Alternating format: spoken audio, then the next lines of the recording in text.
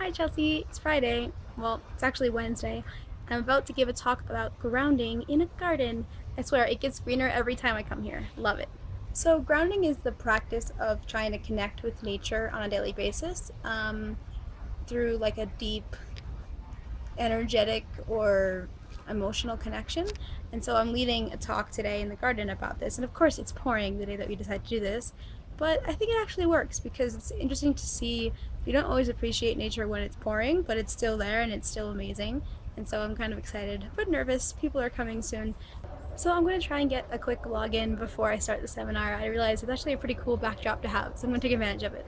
Although I probably shouldn't be talking to myself and in front of a camera because people will be coming and think I'm crazy, but whatever.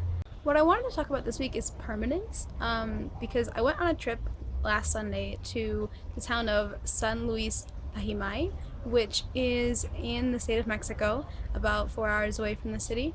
And it was just really shocking because the whole entire town used to be in this valley. And then in the 1930s, the government needed to make a dam because they were low on water for local cities nearby. And so they basically flooded the entire town and turned it into a reservoir because that was what was needed. And so there's only the remains of two church spires that peek out from the lake that you can actually see that there was a city. And there's a whole city beneath the lake that's now just used for drinking water. Which, two thoughts. One, it's crazy to think that our drinking water is potentially coming from, above the roofs and walls and floors of an old city. So that can't be the most clean. Of course, they process it, I'm sure, but still, it's weird to think about. And secondly, the fact that nothing that we create as humans is permanent. Like, the fact that it's so easy to just flood over, hundreds of years of culture and home and place and turn it into something completely unnatural and different.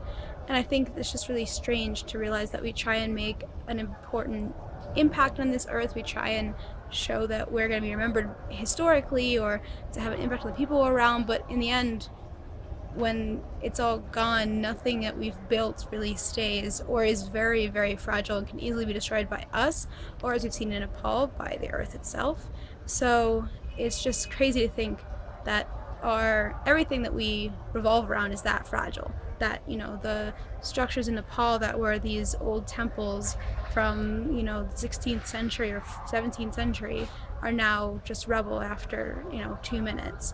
And so it's just very shocking to realize that there has to be something more than just trying to leave a mark. It's more about, I don't know what it's about really. Maybe that's the point. Maybe the point is not to make a mark at all. Maybe the point is to, you've achieved the best you can if you go through this life without leaving any trace that you were ever there. Because one, that's the most sustainable, earth-wise, but two, it's also kind of impossible because we leave traces wherever we go as humans, just naturally. And now with the internet, there's an even stronger desire to be remembered eternally because you can make a viral video and then you're famous forever. But, internet isn't going to last forever either. So those are just my thoughts on permanence, and I'll see you next week, Chelsea. Bye!